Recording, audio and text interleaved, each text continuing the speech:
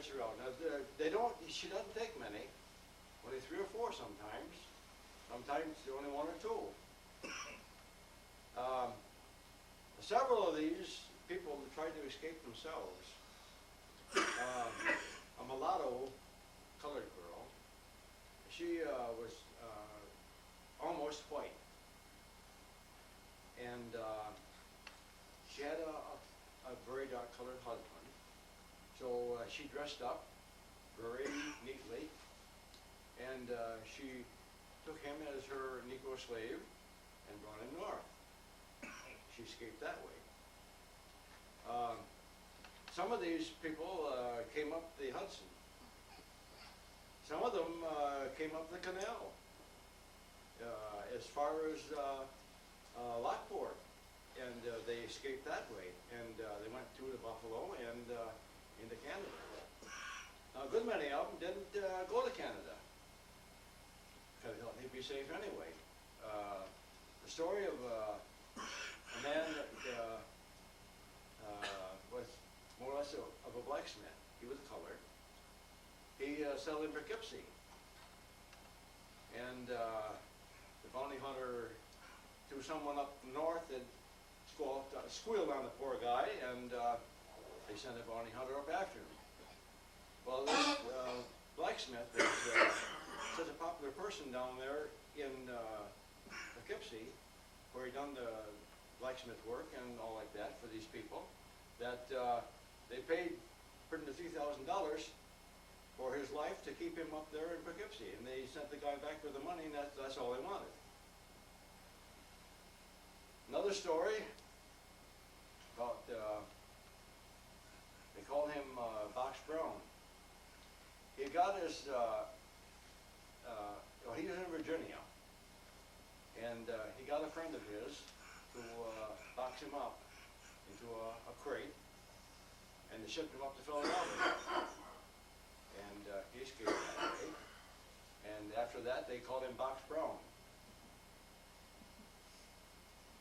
You see, where are we now? We're up on Norwich or Sherburne, aren't we?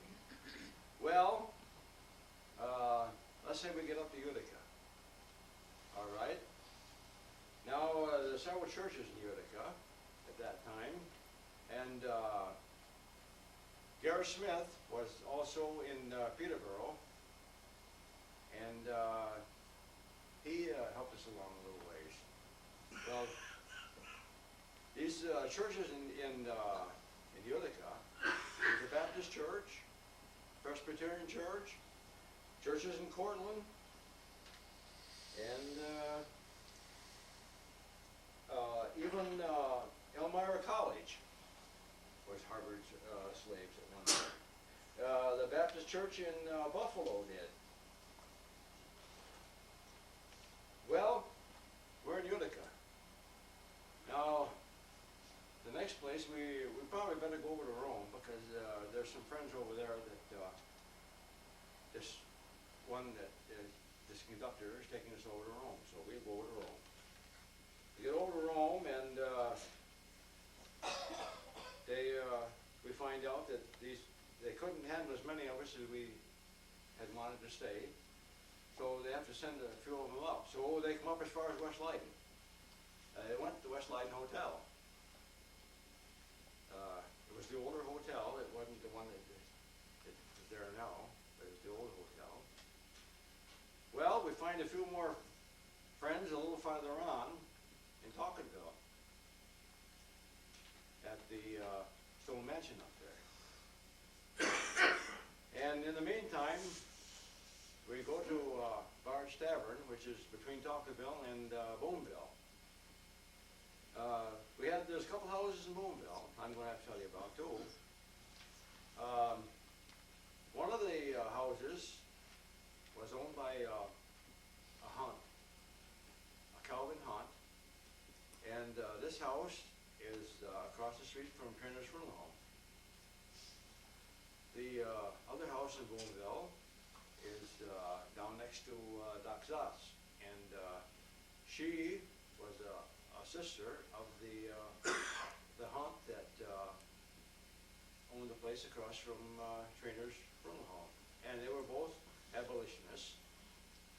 So they'll take us in overnight. We'll wait till tomorrow and go to Talkerville, because somebody might come up and catch us in the meantime. So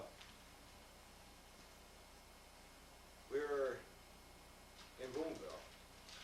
Well, the next morning, the weather isn't too good like it is out tonight, so we stay there for a couple of days. And then we go on to Talkerville to what is the Edmund House. And then we might go to Constableville from there. We're not sure, because the conductor, he wasn't sure whether he'd get safe passage for us or not. So we wait for a little while there in Talkerville, in the garage or out in a field or something. We only travel by night now. We don't travel in the daytime because there's too many people that are suspicious of a colored person around. In fact, in Talkerville, there was 2 or 3 of them in the census of 1801. As well as in Dexter, New York, there was a census of 1 or 2 of them. But, well, we'll go on to Constableville. Now, in Constableville, a tailor, a man by the name of Taylor, he said that he would harbor us for overnight in his smokehouse. It isn't very big. Of course, there's not too many of us going on this trip. So some of us will hang back and wait. So we get to Taylor's, and well, we're not too far from Weststone Gulf. So 4 or 5 of us will go down there, or we'll go on to Huff's Cave, and the nice people there will help us out.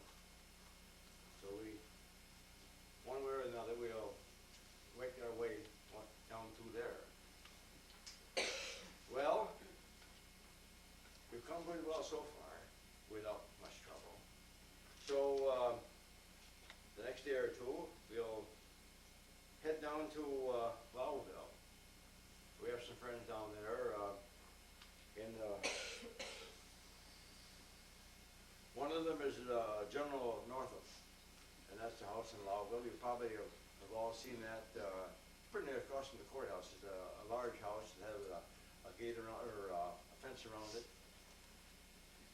And then there was another place in Lowville, the Calvin Lewis house. Well, we do pretty well there. And next day or so, we go down a little farther, what they call Nigger Hollow, out of Lowville. Well, this place happens to be 2 or 3 colored families living there, and so they take us all in, and they treat us very well. Now, there are several places in Copenhagen that we might stop at. Friends passing through, they would take us in and feed us overnight if we didn't say anything. Or we may head on down to Denmark. This Stacy home down there, I don't know who's living there now, but the Stacys used to live there. I've been down there, and they have a panel in the wall, and it opens up, and they harbor 3 or 4 colored people. We have one in Port Lyden, they claim. I was invited up to check it, and I would say even Greystone Manor could have had a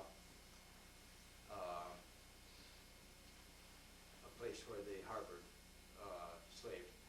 This is just a hearsay on a lot of this, but as I say, people didn't express themselves that they were helping the colored get through to Canada, because, as I say, the other people that didn't like or approve of the colored would tar and feather them or set their house on fire.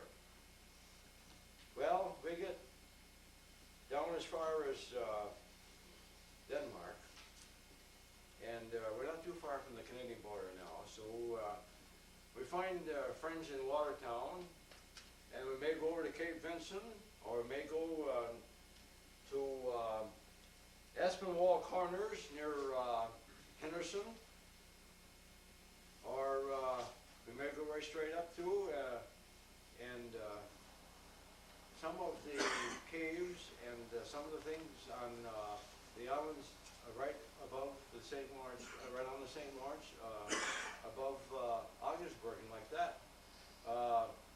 These caves were used by the Revolutionary War soldiers in the wars of the Revolution and the War of 1812.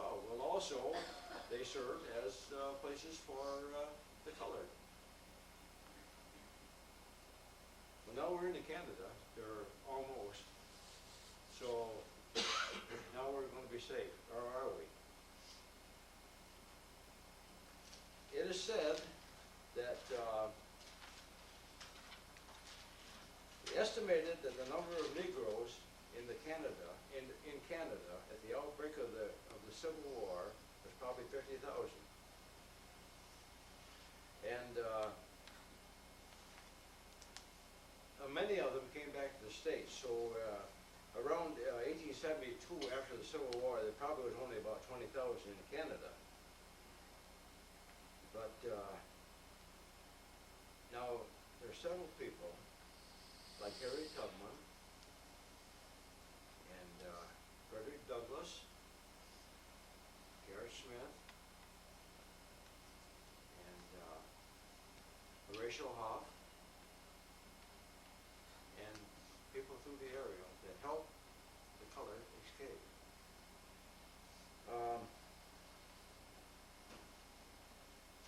In my study of this, I have worked over some 20 or 25 pages, and in here I have the places, and you can see on the map here, from Syracuse to, well, anywhere else you want to look,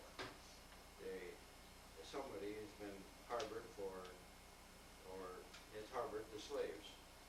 Now, I don't want to make it too long, so I'm going to stop right here, and does anyone have any questions?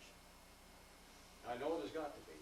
How many people could they take in the Hoff's Cave at once? How big was that? That I don't know. You don't know? No, ma'am. I don't. How long did it take one trip? Sometimes 6, 7 weeks. Because I say they had to be very careful, because there were these people that were after these slaves from the South. They wanted their people back for working, and they say they put a bounty on everybody's head if they wanted them, and they lots of times they got them as they escaped into Canada. But they never traveled more than 6 or 7 at a time. Sometimes not that many. Yes. What was the penalty for helping an escaped slave?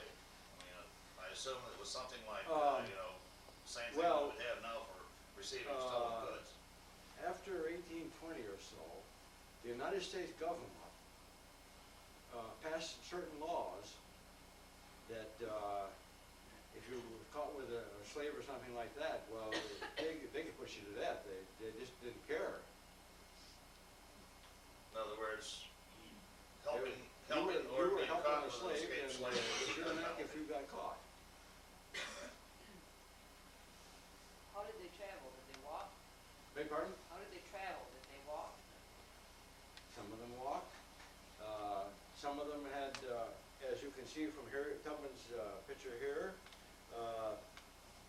they put them in wagons and covered them with hay, covered them with wood, or anything like that, and they went a certain distance with them that way. They were crossing the lake. They put them onto a boat and covered them up and with wood or whatever at all. And many of them, if they were unsure, and some of these bounty hunters that came along that were looking